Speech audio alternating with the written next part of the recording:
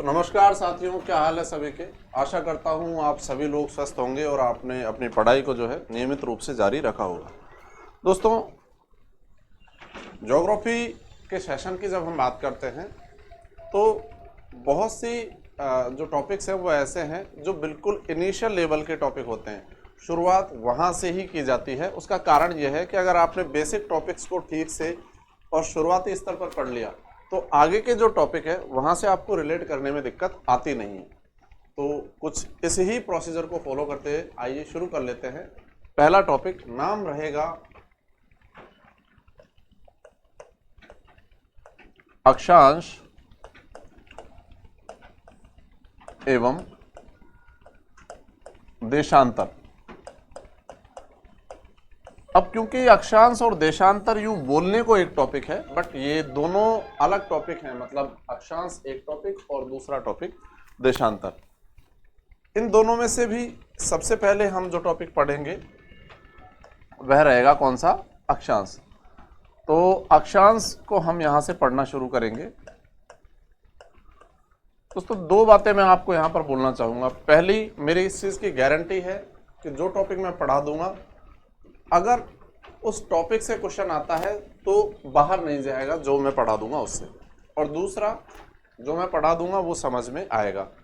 Basically यही दो चीज़ें होती है जो एक स्टूडेंट के लिए ज़रूरी होती है। और कोई भी टीचर हो, ये मैं हूँ कि कोई और है, आपको किसी भी टीचर को अगर किसी पर्टिकुलर एग्जाम के लिए एक्सपर्टीज होती हैं तो उसका फ़ायदा लेना चाहिए। यहाँ पर हम अक्षांशों के बारे में बात करते हैं, ठीक है। पहले आपको कुछ भी ना कोई स्क्रीनशॉट लेना है ना कुछ, मैं बता दूंगा। सबसे पहले हम लिखना शुरू करेंगे, समझना शुरू करेंगे। एक बार समझ में आ जाएगा तो फिर इसको हम एक भाषा भी देते हुए चलेंगे। देखिए दोस्तों, मान के चलिए ये है पृथ्वी, ठीक है। ये है यहाँ पर प्लेनेट अर्थ। अगर हम पृथ्वी की बात कर लें तो पृथ्वी का सबसे पहले बात करेंगे आकार। पहला महत्वपूर्ण क्वेश्चन यहीं से निकल कर आता है, ठीक है। पृथ्वी का आकार कैसा है? हम अगर बिल्कुल वास्तविकता में इसके आकार को नाम दें तब तो ये कहलाएगा लध्वाक्ष गोलाकार, जियोड के समान है। और अगर किसी वस्तु से तुलना करेंगे तब ये गेंद के समान ना होकर और ये होगा नारंगी के समान। अब अंतर क्या है? अंतर ये हो जाएगा मेरे दोस्तों,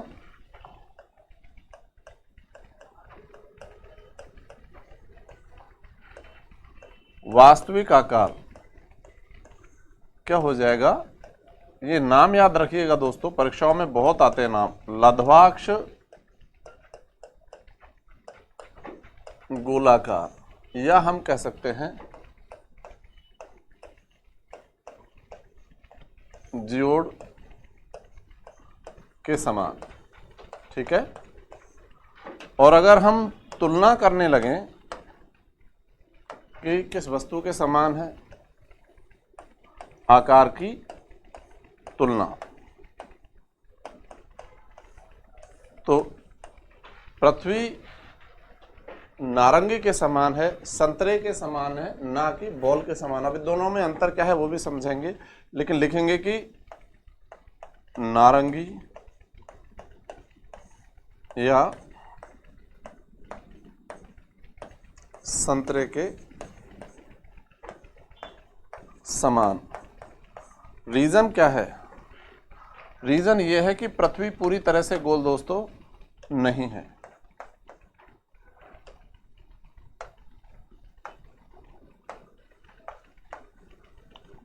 पृथ्वी पूर्णतः गोल न होकर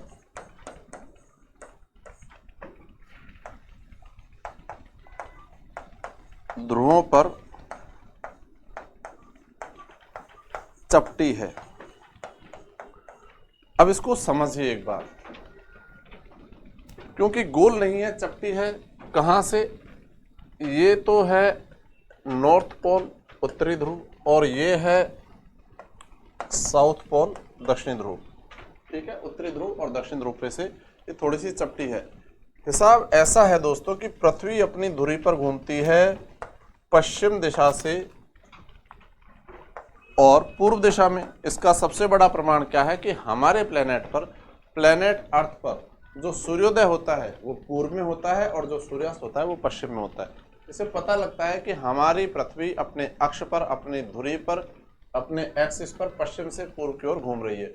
अब इस घूर्णन की वजह से, इस रोटेशन की वजह से क्या होता है कि पृथ्वी के ये जो भाग हैं थोड़े थोड़े से, यहाँ से ये तो उभर कर आ गए बाहर की तरफ, और ऊपर से पृथ्वी जो है हो गई कहाँ से, यहाँ नॉर्थ पोल और साउथ पोल पर से हो गई थोड़ी सी चपटी। ठीक है, तो इसी वजह से पृथ्वी का वास्तविक आकार कैसा हो जाएगा, लद्वाक्ष गोलाकार हो जाएगा, जियोड के समान हो जाएगा। ठीक है, ना कि पूरी तरह गोल हो जाएगा। और इसीलिए मैंने क्या कहा, जब हम तुलना करते हैं तो ये नारंगी या संतरे के समान है, गेंद के समान नहीं है। क्यों? क्योंकि नारंगी को भी आप देखेंगे तो नारंगी भी यहाँ और यहाँ, मतलब इसके ध्रुवों पर से तुलनात्मक दृष्टि से थोड़ी सी चपटी होती है, जबकि आप अगर बॉल को देखें तो वो पूरी तरह से क्या होती है, गोल होती है। तो ये कारण है। अब यहाँ से हमको ये चीज़ पता लगी। अब जब हम इसको अक्षांश से रिलेट करते हैं तो क्वेश्चन और भी निकल कर आते हैं। कैसे? देखिए, बिल्कुल बेसिक्स होते हैं। मैं एक टॉपिक पढ़ाऊंगा और अगर मैं आप लोगों को ये गारंटी दे रहा हूं कि इस टॉपिक से क्वेश्चन बाहर नहीं जाएगा, तो हमें इसकी जो बिल्कुल बेसिक्स है वहां से चलना ही पड़ेगा दोस्तों, तब जाके हम इस चीज़ को इंश्योर करते चलेंगे कि भाई क्वेश्चन बाहर ना जाए। तो हमको ये चीज़ समझना जरूरी है। ठीक, अब ध्यान देने वाली बात यह है कि पृथ्वी जिसका आकार लद्वाक्ष गोलाकार है, वास्तविकता में जो ये अक्षांश हैं दोस्तों, सामने से भले ही एक ये रेखा दिखे, लेकिन वास्तविकता में ये क्या है, पृथ्वी के चारों तरफ बनाए गए काल्पनिक वृत्त हैं, सर्किल है जो इमेजिनरी है, इन रियल एग्जिस्ट नहीं करते हैं लेकिन मान लिए गए हैं, तो काल्पनिक है। पर इसीलिए हम क्या बोलेंगे कि भाई ये पृथ्वी है और पृथ्वी पर अगर अक्षांशों के आधार पर वृत्त बनाया जाएगा, ठीक है, मान लीजिए ये काल्पनिक रेखा हम यहाँ पर खींच दें और इस आधार पर यहाँ पर वृत्त बना दिया, इसके चारों ओर इस प्रकार से वृत्त बनाया, तो ये वाला वृत्त कौन सा होगा, क्योंकि बीचों बीच है इसलिए क्या कह देंगे इसे, भूमध्य रेखीय वृत्त। भूमध्य का मतलब ही क्या हुआ, पृथ्वी के बिल्कुल बीचों बीच वाला वृत्त। तो आपसे पूछेगा अक्षांशीय आधार पर सबसे बड़ा वृत्त कौन सा होगा, भूमध्य रेखीय। कैसे भाई साहब, आप एक बॉल लेंगे उस पर सबसे बड़ा वृत्त यही बनेगा, और जैसे नॉर्थ पोल और साउथ पोल की ओर बढ़ेंगे इन वृत्तों का आकार घटेगा कि बढ़ेगा, ये देखेंगे तो अपने आप इन वृत्तों का आकार क्या होता जाएगा, यहाँ पर आते हुए भी और दक्षिण की ओर यहाँ पर आते हुए भी वृत्तों का आकार घटता जाएगा, छोटा होता जाएगा। और ये नॉर्थ पोल और साउथ पोल, ये दो जगहों पर आकर तो बिल्कुल क्या हो जाएगा, यहाँ पर वृत्त बनेगा ही नहीं, बनेगा डॉट। ठीक है, तो हम क्या कह सकते हैं कि भूमध्य रेखा से ध्रुवों की ओर जाने पर अक्षांशीय वृत्तों का आकार क्या होता जाता है, घटता जाता है, कम होता जाता है। ये बात हमको यहाँ पर देखने को, समझने को मिली। लेकिन सबसे बड़ा वृत्त कहाँ पर होगा भाई, आप एक बॉल लेंगे, संतरा लेंगे, उस पर सबसे बड़ा अगर आप एक रस्सी से बांध लें या कोई एक धागे से बांध ले, तो सबसे बड़ा लंबाई वाला धागा कहाँ पर बंधेगा, इस प्रकार से बीचों बीच में बनेगा। तो हम क्या कह सकते हैं, अक्षांशीय आधार पर बृहत वृत्त, बड़ा वृत्त जो बनेगा वो भूमध्य रेखीय वृत्त बनेगा। और इसकी लंबाई कितनी होती है, इसकी परिधि, तो हम क्या कह सकते हैं, भूमध्य रेखीय वृत्त की परिधि, एक प्रकार से ये नाम हम इसे दे सकते हैं। भूमध्य रेखीय वृत्त की परिधि हो जाएगी कितनी,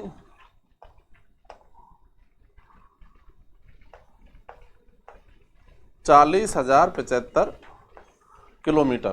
कहने का मतलब ये हुआ कि पृथ्वी के बीचों बीच से इस प्रकार एक रस्सी अगर लपेट दी जाए तो उस रस्सी की लंबाई हो जाएगी कितनी, 40,075 किलोमीटर। और यहाँ से उत्तर की और दक्षिण की ओर जो वृत्त बनते चलेंगे उनकी लंबाई तुलनात्मक दृष्टि से घटती हुई चलेगी, यही तो बात है।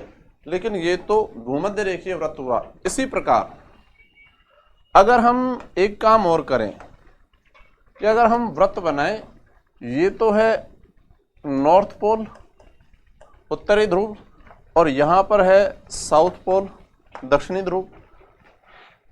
हम दोनों ध्रुवों को मिलाते हुए अगर एक वृत्त बनाएं इस प्रकार से, ठीक है, नॉर्थ पोल को साउथ पोल से मिलाते हुए इस प्रकार से एक वृत्त बना ले पृथ्वी के चारों ओर, ठीक है, या इस प्रकार से एक रस्सी लपेट दें, यूं कह सकते हैं, तो ये हो जाएगी पृथ्वी की, ये तो भूमध्य रेखीय परिधि थी और ये हो जाएगी ध्रुवीय परिधि, पृथ्वी की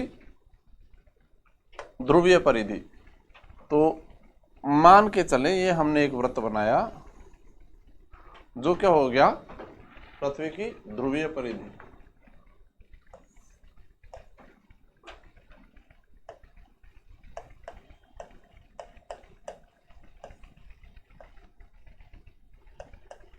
परिधि या कह सकते हैं ध्रुवीय वृत्त।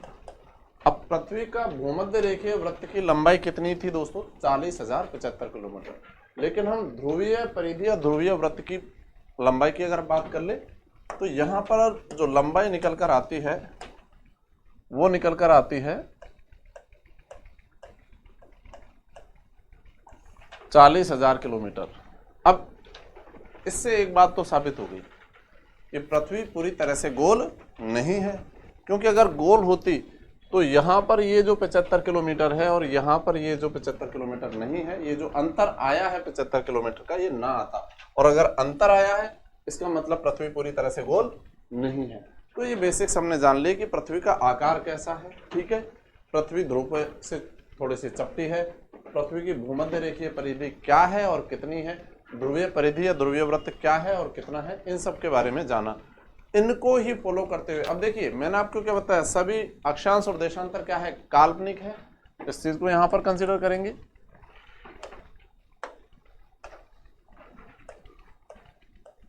सभी अक्षांश एवं देशांतर काल्पनिक है, ठीक है, ये याद रखिएगा, इंपॉर्टेंट है। अब इनको ही मानते हुए हम अगले पेज पर बढ़ जाते हैं। अब आप आसानी से समझ पाएंगे, अगर मैं इसको डायरेक्ट बना देता तो शायद आप समझ ना पाते, बट अब कोई दिक्कत मेरे हिसाब से नहीं आनी चाहिए, क्योंकि मैंने आपको समझा दिया है कि अक्षांश ये परिधि क्या है और देशांतरीय परिधि क्या है। पृथ्वी के बीचों बीच से यहां हमने एक रेखा बनाई दोस्तों, सामने से रेखा दिखाई दे रही है लेकिन वास्तविकता में क्या है, वृत्त है। लेकिन हम क्योंकि यहाँ 2D में पढ़ रहे हैं, लिखा भी क्या जाता है, भूमध्य रेखा, ठीक है, भूमध्य रेखीय परिधि, ध्रुवीय रेखा, ग्रीनविच रेखा। तो रेखा बोले या परिधि बोले, यहाँ पर उसका सेंस एक ही जाएगा, मतलब वही रहेगा।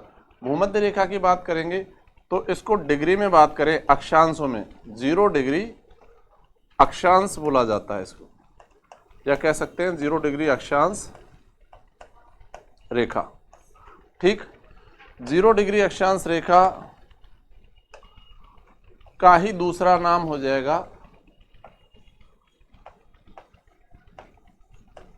भूमध्य रेखा, या कह सकते हैं भूमध्य रेखीय वृत्त। याद रखिएगा, मतलब वही रहेगा दोस्तों। लेकिन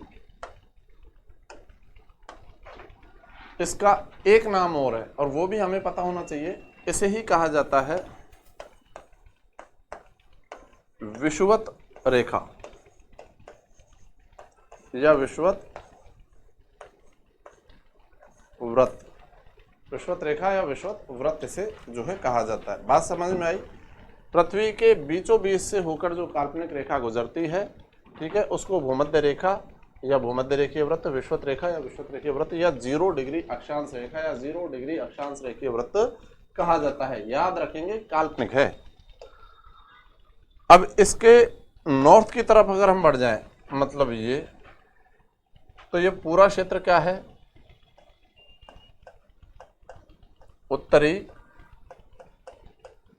गोलार्ध, नॉर्दर्न हेमिस्फीयर है दोस्तों। 0 डिग्री अक्षांश के उत्तर में स्थित पृथ्वी का संपूर्ण भाग कहलाएगा उत्तरी गोलार्ध, और इसके दक्षिण में संपूर्ण भाग कहलाएगा कौन सा गोलार्ध, दक्षिणी गोलार्ध है क्या, समझ लिया। अब हम इसको भाषा में बोल देते हैं। इन शॉर्ट 0 डिग्री अक्षांश के उत्तर में स्थित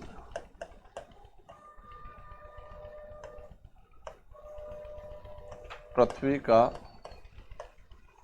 पूरा भाग, ये तो उत्तर में स्थित हुआ, और जो दक्षिण में स्थित हो जाएगा उसे क्या कह देंगे हम दोस्तों, 0 डिग्री अक्षांश के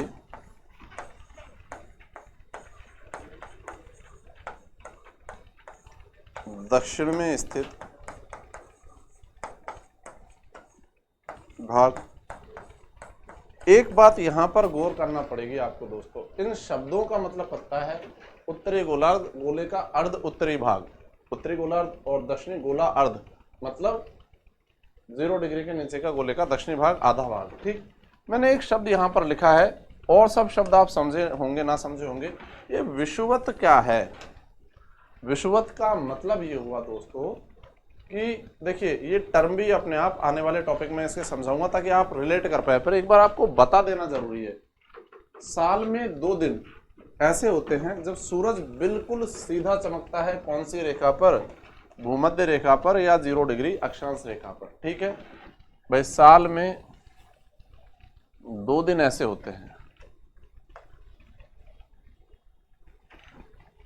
जब सूरज बिल्कुल इस रेखा पर सीधा चमकता है। ठीक है, और जब इस रेखा पर सीधा चमकता है सूरज, कौन सी पर? 0 डिग्री अक्षांश पर।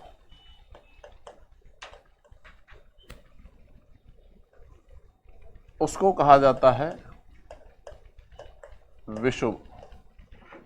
वह स्थिति जब सूर्य भूमध्य रेखा पर, इस वाली रेखा पर सीधा लंबवत समकोण पर चमकता है या देर तक चमकता है, उस स्थिति को कहा जाता है विषुव।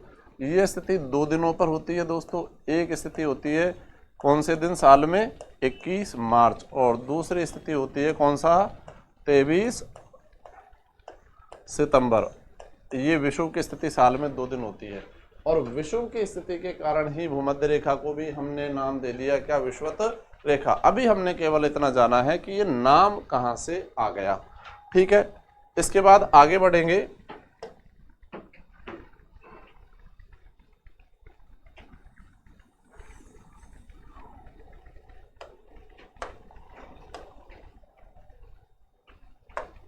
तो देखेंगे ये हमने यहां पर 0 डिग्री अक्षांश बना लिया था।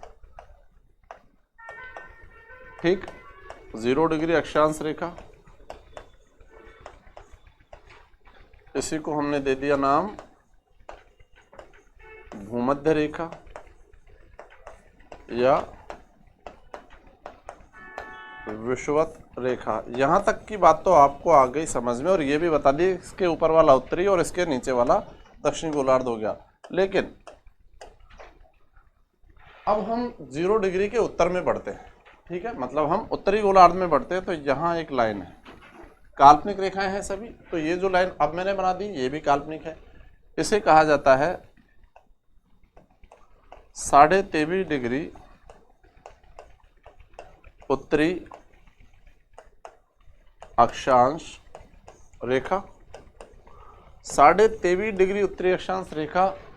उत्तरी क्यों बोला? क्योंकि उत्तरी गोलार्ध में है। डिग्री कितना है? 23.5 डिग्री। इसको चाहें तो हम 23 डिग्री और 30 मिनट भी लिख सकते हैं। ठीक है, इसी का दूसरा नाम क्या हो जाएगा? इसका नाम आप सब लोगों ने संभवतः पढ़ा होगा। इसी को बोला जाता है कर्क रेखा या कर्क वृत्त। ठीक है तो वृत्ति पर रेखा भी बोल देते हैं। और साथ में हम ये भी जानते हैं, पढ़ते हैं, आप में से बहुत से स्टूडेंट्स ने पढ़ा होगा कि कर्क रेखा जो है दोस्तों वो भारत के लगभग मध्य से होकर, ये भारत है, भारत के लगभग मध्य से होकर कितने राज्यों से? 8 राज्यों से होकर गुजरती है। बात ऐसी है दोस्तों कि अगर मैं आप लोगों को अभी बता भी दूं कि 8 राज्य कौन कौन से हैं, और अगर आपको याद नहीं है तो आप कोई ट्रिक याद करेंगे। मैं ट्रिक में विश्वास करता नहीं हूं, मैं नक्शे में ही आपको बताऊंगा कि वो 8 राज्य कौन से हैं जिनसे होकर कर्क रेखा गुजरती है, और ना केवल बताऊंगा, आप लोगों पर भरवाऊंगा भी नक्शा, भारत का भी, राजस्थान का भी, वर्ल्ड का भी, जो जो नक्शे की यहाँ पर जरूरत पड़ेगी हम उसको भरते हुए चलेंगे। तो 23.5 डिग्री उत्तरी अक्षांश रेखा को ही कर्क रेखा कहा जाता है, जो भारत के लगभग मध्य से होकर गुजरने वाली काल्पनिक अक्षांश रेखा है। ठीक, अब हम अगर बढ़ जाएं कौन से गोलार्ध में, हम बढ़ जाएं दक्षिणी गोलार्ध में, तो यहां पर भी हम एक रेखा खींचेंगे, ये भी 23.5 डिग्री ही होगी, लेकिन 23.5 डिग्री दक्षिणी अक्षांश रेखा होगी। और 23.5 डिग्री दक्षिणी अक्षांश रेखा को ही क्या कहा जाता है दोस्तों, मकर रेखा। जैसे ऊपर वाली तो है कर्क रेखा, ट्रॉपिक ऑफ कैंसर, ये है ट्रॉपिक ऑफ कैप्रिकॉर्न। ठीक, तो इसको दक्षिणी क्यों बोला, क्योंकि दक्षिणी गोलार्ध में 0 से नीचे है। इसको उत्तरी क्यों बोला, ये 0 से ऊपर में है। एक देश का नाम और दोस्तों आप लोगों ने सुना होगा, देश का नाम है ऑस्ट्रेलिया। और ये जो मकर रेखा है ना, ये ऑस्ट्रेलिया के लगभग मध्य से होकर गुजरती है, जैसे कर्क रेखा भारत के लगभग मध्य से होकर गुजरती है। ठीक है, और आगे बढ़ जाते हैं। अभी हम छोटे अक्षांशों में बांट रहे हैं पृथ्वी को, सभी अक्षांश ना तो हम पढ़ेंगे, ना हमें पढ़ना है, ना आवश्यकता है, क्वेश्चन बनना चाहिए, वो महत्वपूर्ण है। और ऊपर बढ़े उत्तरी गोलार्ध में, और 23.5 से ऊपर बढ़ेंगे तो यहाँ पर आएगा 66.5 या 66 डिग्री 30 मिनट, वही बात है जैसे यहाँ पर लिखा 66.5 डिग्री। अब यहाँ पर क्या लिखेंगे, कौन से गोलार्ध में, उत्तरी, तो उत्तरी अक्षांश हो जाएगा।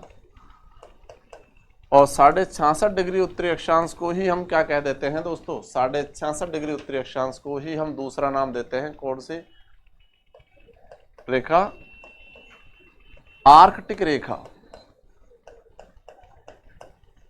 आर्कटिक रेखा क्यों बोलते हैं आर्कटिक रेखा, ये भी एक समझने वाली बात है। इसलिए आर्कटिक रेखा बोला जाता है क्योंकि इस वाली रेखा का अधिकांश भाग कौन से महासागर से होकर गुजरता है, आर्कटिक महासागर से होकर गुजरता है। ये तो हम समझते हैं, उत्तर में है आर्कटिक महासागर और नीचे है एंटार्कटिक महासागर। अब अगर मैंने बोल दिया ऊपर में आर्कटिक महासागर है और नीचे 66.5 डिग्री दक्षिण में एंटार्कटिक महासागर है, तो नीचे वाली रेखा का भी नामकरण हो ही गया एक प्रकार से। कैसे कि ऊपर वाली हो गई कौन सी, 66.5 डिग्री उत्तर तो हो गई आर्कटिक, और यहां 66.5 डिग्री दक्षिणी अक्षांश रेखा, ये हो गई कौन सी लाइन, एंटार्कटिक लाइन, मतलब एंटार्कटिक रेखा। ठीक है, राइट। अभी हमने डिग्री में नाम पढ़े हैं और उनके दूसरे नाम भी पढ़े हैं। यहां से भी क्वेश्चन बहुत आता है, आपसे पूछेगा 23.5 डिग्री उत्तरी अक्षांश रेखा को क्या कहा जाता है, ऑप्शन दे देगा कर्क रेखा, मकर रेखा, विषुवत रेखा, आर्कटिक रेखा, एंटार्कटिक रेखा, पता होना चाहिए। हम बढ़ते चले गए ऊपर, उत्तर और दक्षिण की ओर दोनों तरफ बढ़ते चले गए। दोनों ओर जब हम बढ़े दोस्तों, तो हमने क्या देखा, हमने देखा यहां पर ये कि 90 डिग्री उत्तरी अक्षांश, 90 डिग्री उत्तरी अक्षांश का दूसरा नाम देखेंगे क्या होगा। 90 डिग्री उत्तरी अक्षांश का दूसरा नाम होगा उत्तरी ध्रुव, और 90 डिग्री दक्षिणी अक्षांश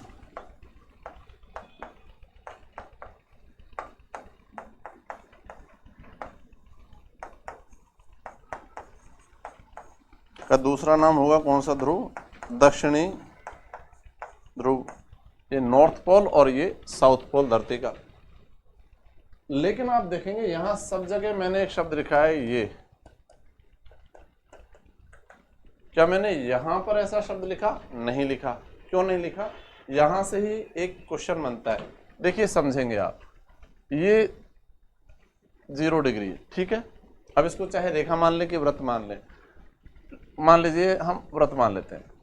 इससे उत्तर की ओर चलेंगे, उत्तरी ध्रुव, और दक्षिणी ध्रुव की ओर चलेंगे, तो ऐसा हम बढ़ते जाएंगे। वृत्तों का आकार क्या होता जाएगा दोस्तों? छोटा। एक पॉइंट यहाँ पर नॉर्थ पोल पर, और इसी प्रकार एक पॉइंट यहाँ पर साउथ पोल पर ऐसा आ जाएगा, जहां पर वृत्त बनेगा ही नहीं, ऐसा बनेगा डॉट दोनों तरफ। ठीक है, तो इसी वजह से हम इसको अक्षांश में तो गिनते हैं नॉर्थ पोल और साउथ पोल को, लेकिन ना अक्षांश रेखा या वृत्त की तरह इसको कंसीडर नहीं करते, मानते नहीं, क्योंकि यहाँ पर वृत्त या रेखा बनती नहीं है, तो इसको अक्षांशों में गिनते हैं। मतलब आपको बोला जाएगा पृथ्वी पर अक्षांशों की संख्या तो होगी 181, लेकिन पृथ्वी पर अक्षांश रेखाओं की संख्या तो एक तो ये और एक ये, दो घटा देंगे 179 हो जाएगी। ठीक है, तो उसका कारण मैंने आपको समझा दिया कि क्यों ऐसा हो जाएगा, क्योंकि यहाँ वृत्त बनता नहीं है, यहाँ रेखा बनती नहीं है, इसलिए यहाँ पर रेखा लिखते भी नहीं है। तो एक सिंपल क्वेश्चन तो ये यहाँ से याद रखिएगा कि कैसे जो है यहाँ से बन जाता है। तो इसको एक बार हम लैंग्वेज देते हैं। कैसे लैंग्वेज देंगे? पहली ग्लोब, ग्लोब आप जानते ही हैं, या कह देंगे पृथ्वी, पृथ्वी का प्रतिरूप होता है छोटा सा, उसी को ग्लोब बोलते हैं, या मानचित्र मतलब मैप पर, या विश्व। ठीक है, ग्लोब, पृथ्वी, मानचित्र या विश्व में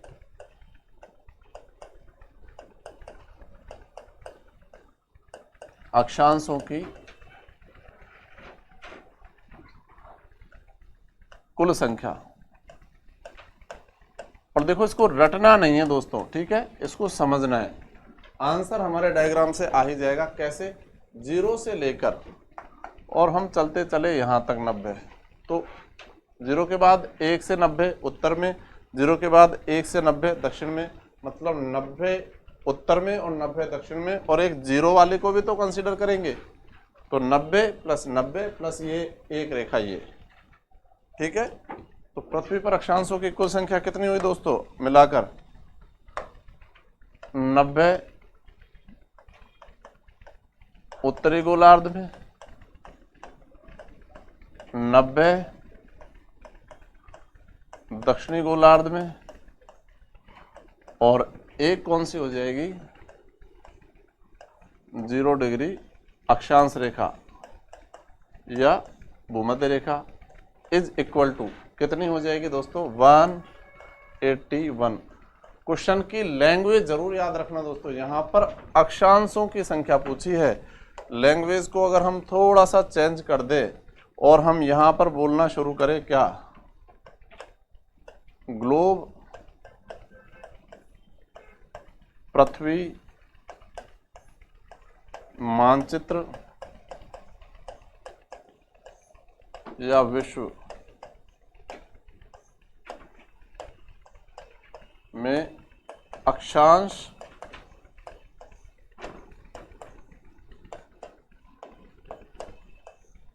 रेखाओं की कुल संख्या।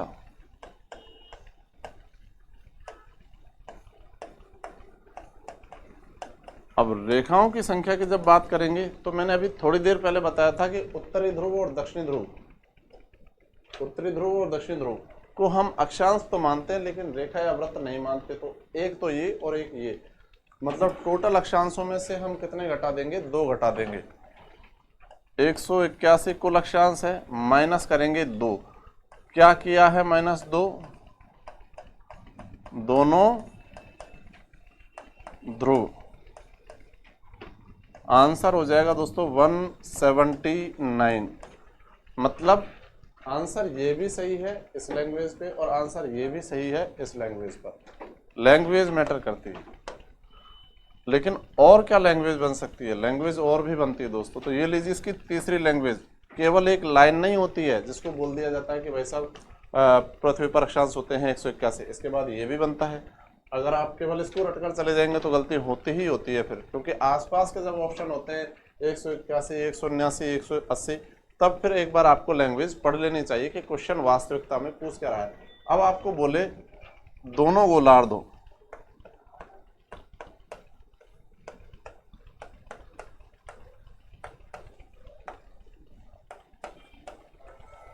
दोनों गोलार्धों में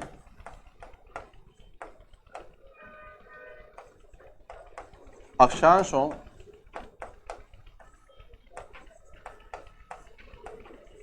की कुल संख्या। अब इसमें क्या अंतर है भाई, और ये लैंग्वेज क्या है?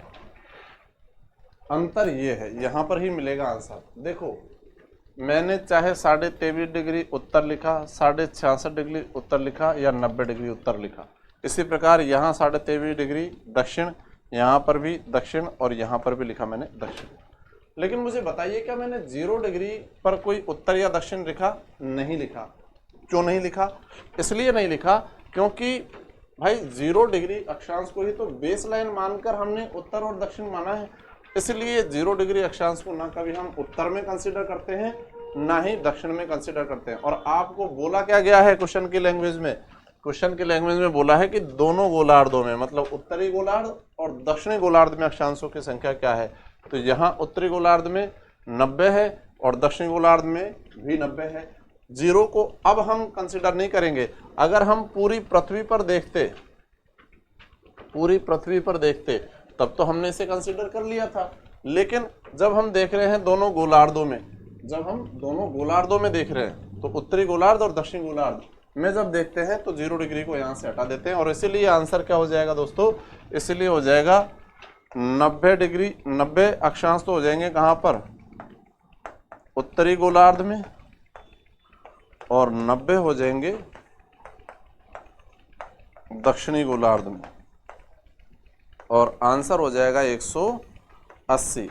ठीक है, तो मतलब लैंग्वेज से लैंग्वेज और क्वेश्चन से क्वेश्चन निकल आता है। जैसे अब एक एग्जांपल मैं आपको देना चाहूंगा। आपसे बोलेगा उत्तरी गोलार्ध में अक्षांश रेखाओं की संख्या क्या?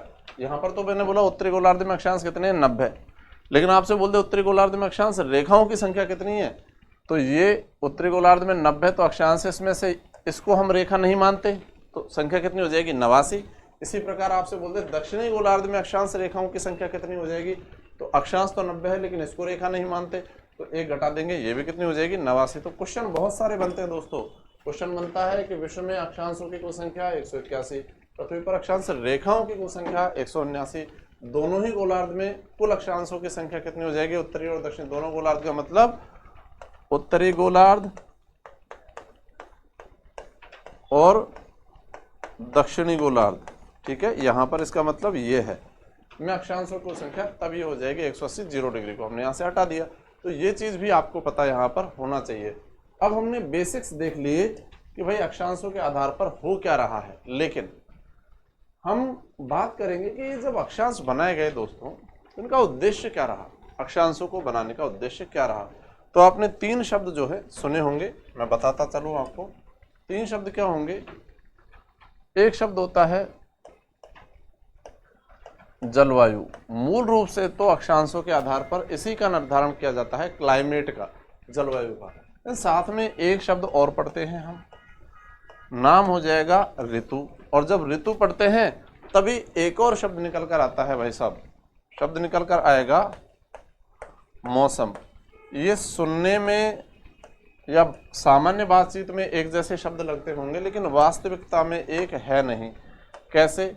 अगर हम बात करें जलवायु तो लंबे टाइम की मतलब दीर्घकालीन, लंबे समय की औसत वातावरणीय परिस्थितियों को ही क्या कहा जाता है दोस्तों? जलवायु कहा जाता है। अब लंबे समय का मतलब कितना लंबा समय? 3 से 4 दशक। दशक में होते हैं 10 वर्ष, एक डेकेड मतलब 10 वर्ष, या 30 से 40 वर्षों की औसत वायुमंडलीय दशाएं तो कहलाती है जलवायु। हम करते हैं ना जलवायु परिवर्तन, क्लाइमेट चेंज, तो लंबे समय की जलवायु का हम ऑब्जर्वेशन करते हैं। अक्षांशों के आधार पर इसी का निर्धारण करते हैं। जो कैसे करते हैं वो मैं आपको बताऊंगा, लेकिन बात करते हैं ऋतु क्या होती है। ये तो 30 से 40 वर्षों या 35 से 40 वर्षों या 3 से 4 दशक की औसत वायुमंडलीय दशाएं थी। अगर हम बात करें ऑन एन एवरेज 3 से 4 महीनों की औसत वायुमंडलीय दशाएं, तभी ये क्या कहलाएंगी? ऋतु। और हम बिल्कुल अल्पकालीन छोटे से समय की 3 से 4 दिन, अब ये कुछ एक घंटे का भी हो सकता है और ये 10, 12, 15 दिन का भी हो सकता है, लेकिन ऑन एन एवरेज 3 से 4 दिन की अल्पकालीन छोटी वातावरणीय परिस्थितियों को, वायुमंडलीय परिस्थिति को क्या कहा जाता है? मौसम। तभी तो हम क्या कहते हैं? कुछ दिनों से मौसम खराब है, ये तो अभी बोलते हैं 4 महीनों से मौसम खराब है कि 3 महीनों से मौसम खराब है, ठीक है, वो तो फिर प्रॉपर ऋतु हो गई। तो हमको यहाँ पर इनका अंतर याद रखना होगा। जैसे पहला अंतर हमने देखा, ये दीर्घकालीन या लंबे समय की या 3 से 4 दशक या 30 से 40 वर्षों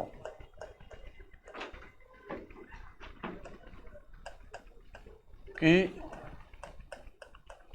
औसत वायुमंडलीय दशाएं, ये क्या कहलाती है दोस्तों? जलवायु।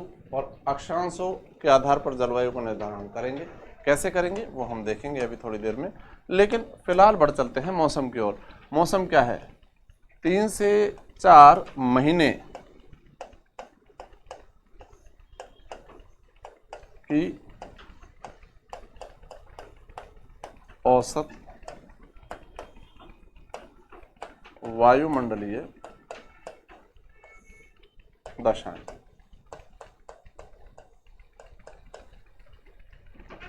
ठीक है, इसी प्रकार और आगे हम चले जाएं तो 3 से 4 दिन या अल्पकालीन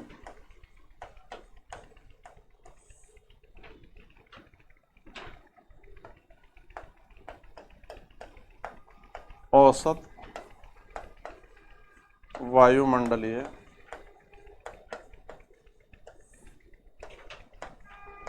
दशाएं कहलाती है मौसम। तो ये 3-4 टर्म हमने देख ली कि जलवायु क्या है, ऋतु क्या है और मौसम क्या है, लेकिन साथ में हम ये समझेंगे कि निर्धारण किया कैसे जाता है जलवायु का अक्षांशों के आधार पर। सो आइए देख लेते हैं, बात करेंगे। एक नोट यहाँ पर हमें ज़रूर डाल देना होगा कि अक्षांशों के आधार पर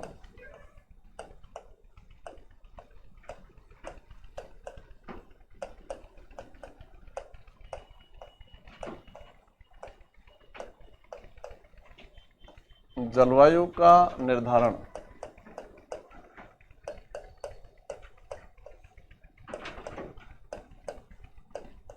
किया जाता है। याद रखिएगा दोस्तों कि अक्षांशों के आधार पर कैसे और किस तरीके का निर्धारण करते हैं, देशांतरों के आधार पर किस तरह करते हैं, तो वो जरूरी है, इसलिए आपको याद रखना होगा कि अक्षांशों के आधार पर निर्धारण हो किसका रहा है, जो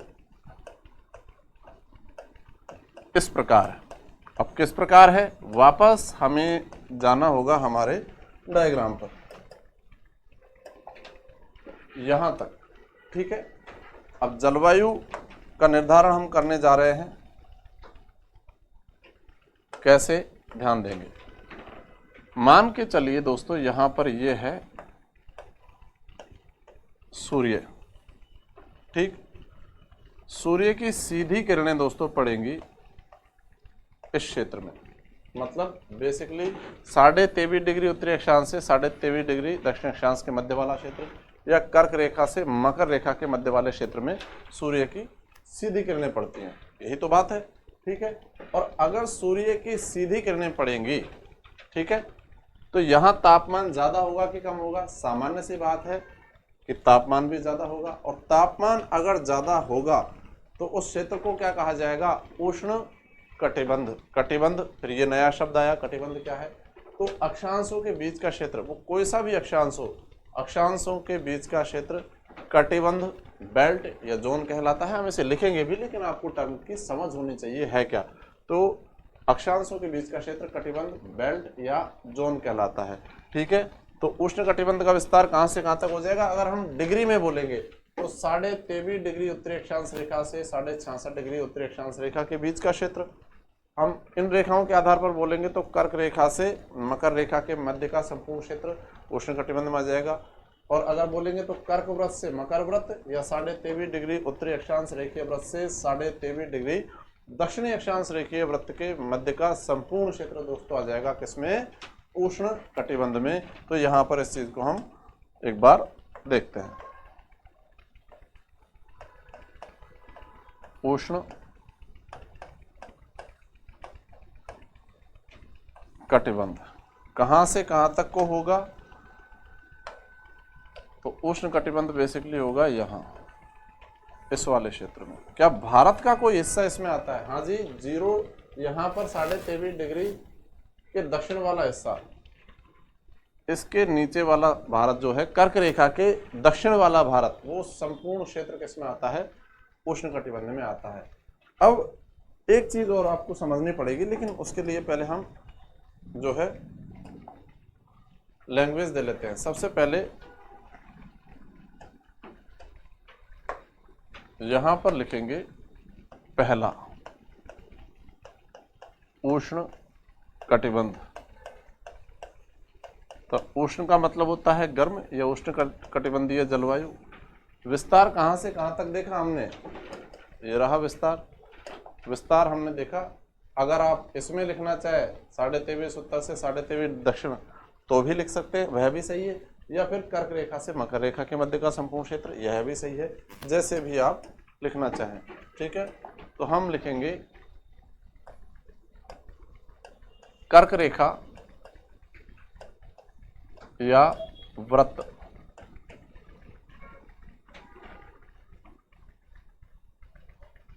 से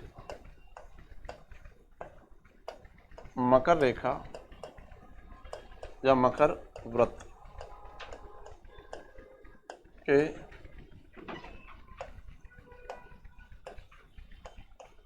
मध्य स्थित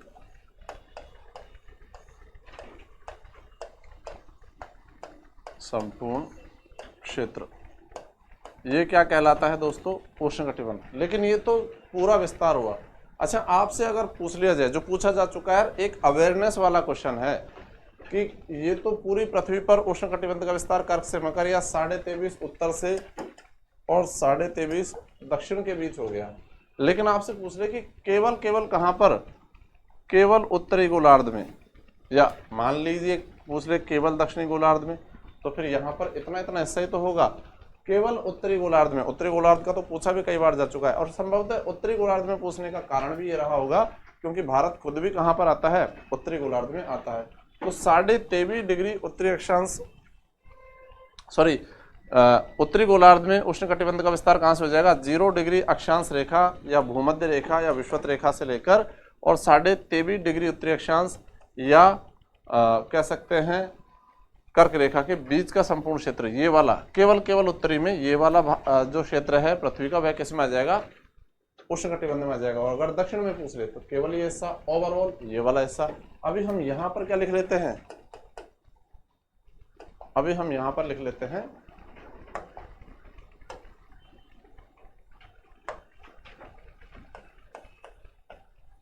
उत्तरी गोलार्ध में उष्ण कटिबंध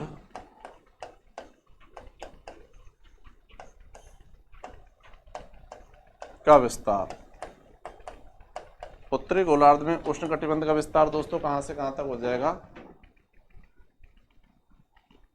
भूमध्य रेखा या 0 डिग्री अक्षांश भी बोल सकते हैं, भूमध्य रेखा से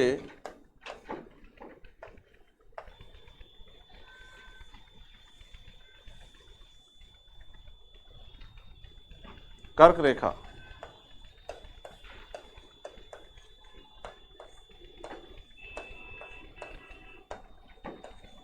मध्य स्थित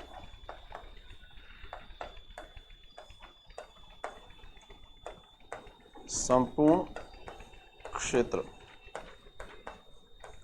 ठीक है, साथ में हमने यह भी देखा कि भारत का कौन सा हिस्सा जो है भाई साहब वो उष्ण कटिबंध में आता है, भारत का यह वाला हिस्सा, मतलब कर्क रेखा के दक्षिण वाला संपूर्ण भारत उष्ण कटिबंध में आता है। जलवायु कौन सी? उष्णकटिबंधीय जलवायु यहाँ पर पाई जाती है अक्षांशीय आधार पर। ठीक है, तो ये एक इम्पोर्टेंट पॉइंट है जिसे हम यहाँ पर लिखेंगे।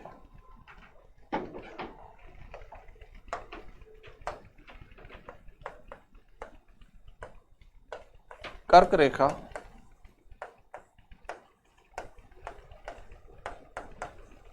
के दक्षिण में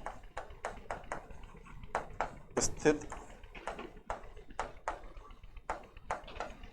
संपूर्ण भारत, कर्क रेखा के दक्षिण में स्थित संपूर्ण भारत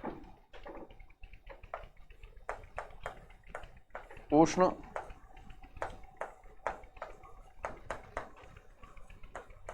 कटिबंध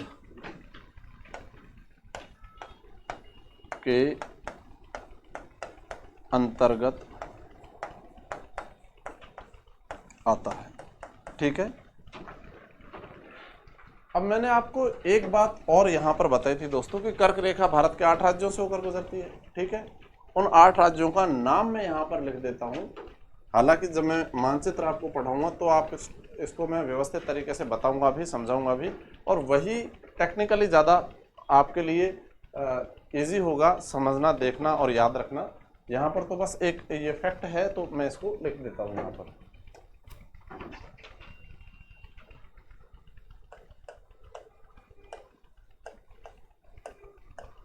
कर्क रेखा भारत के जिन 8 राज्यों से होकर, अब एक क्वेश्चन का आंसर तो यही मिल गया, कितने राज्य? 8 राज्य गुजरती है।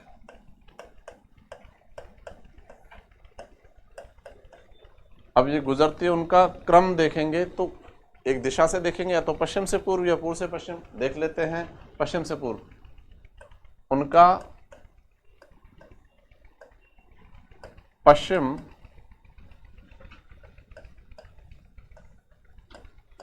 से पूर्व दिशा में क्रम, पश्चिम से पूर्व दिशा में क्रम है तो बेसिकली कैसे है क्रम? इधर की ओर से और इधर की ओर ये क्रम रहेगा। ठीक है, सो देखते हैं क्रम कैसे होगा।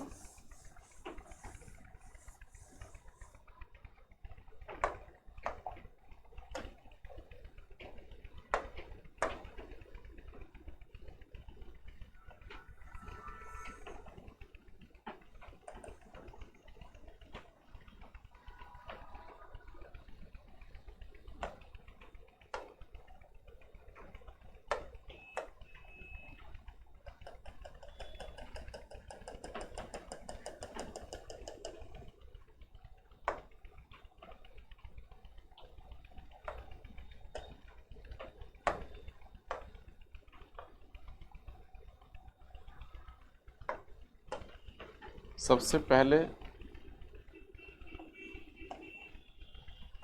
पहला हो जाएगा कौन सा? गुजरात। यहाँ दूसरा हो जाएगा राजस्थान।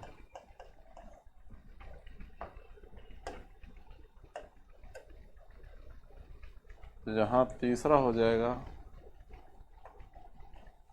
मध्य प्रदेश, मतलब एमपी।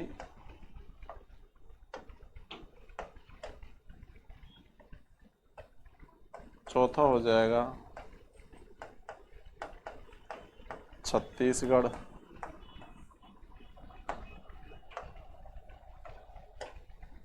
यहाँ पांचवा हो जाएगा दोस्तों झारखंड।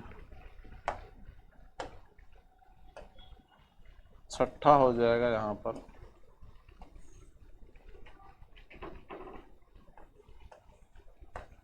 पश्चिम बंगाल।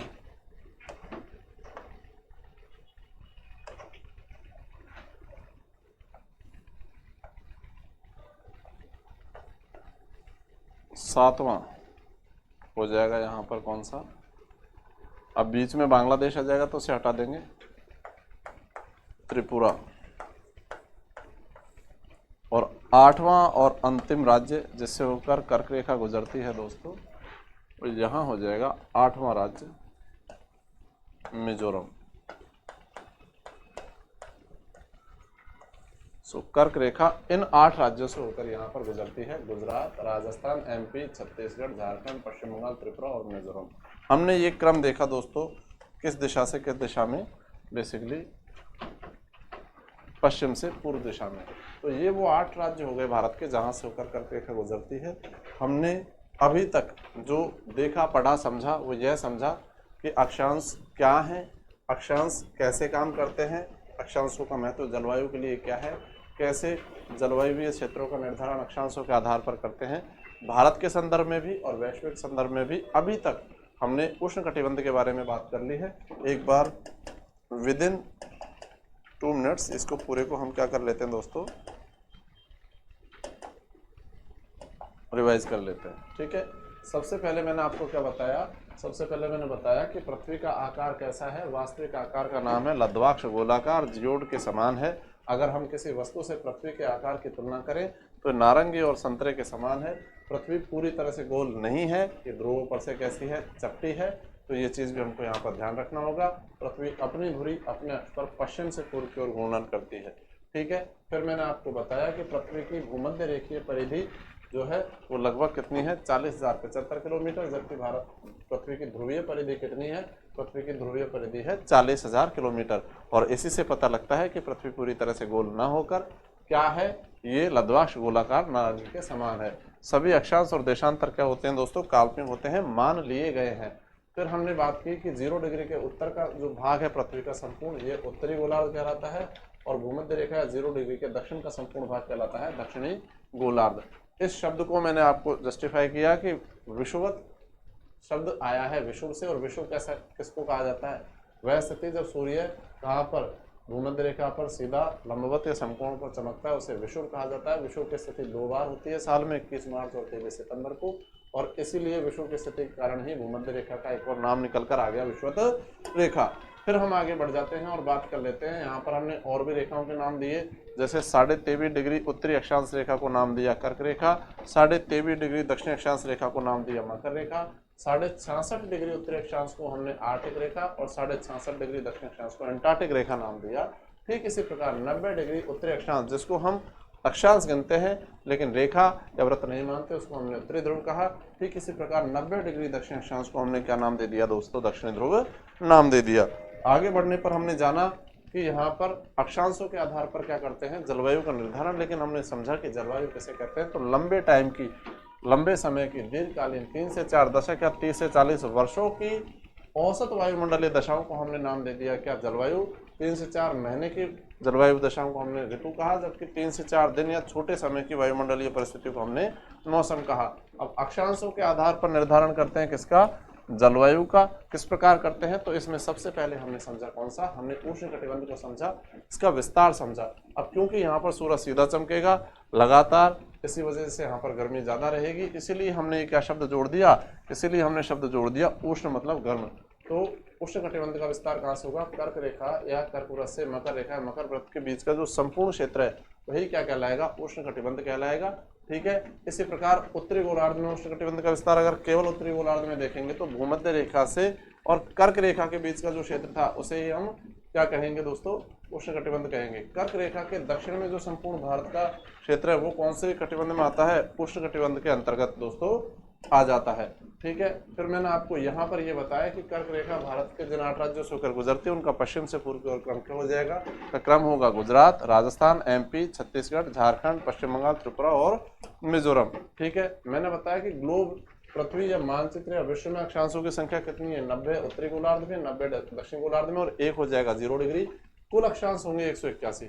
लेकिन अगर आपसे पूछेगा रेखाओं की संख्या कितनी है, ठीक है, तो रेखाओं की संख्या में हम उत्तरी ध्रुव और दक्षिण ध्रुव को अक्षांश तो गिनते हैं लेकिन रेखा नहीं गिनते, इसलिए उनमें से 2 घटा देंगे तो अक्षांश रेखाएं क्या कितनी रह जाएगी, 179, 179। दोनों गोलार्धों में अक्षांशों की कुल संख्या में तो 0 डिग्री को हटा देंगे और दोनों 90 और 90 हो जाएंगे 180 डिग्री। ठीक है, तो दोस्तों अपेक्षित यही है कि आप सब लोगों को ये लेक्चर समझ में आया होगा। अभी ये टॉपिक हम लगातार कंटिन्यू करेंगे ताकि आपको समझ में आता चले। इसके बाद और भी कटिबंधीय आधार पर हम जलवायु क्षेत्रों का जो है निर्धारण करेंगे अक्षांशों के आधार पर, लेकिन फिलहाल इस क्लास के लिए हम इतना ही रखते हैं। आने वाली क्लासों के लिए आपसे जल्द ही मुलाकात होगी। धन्यवाद।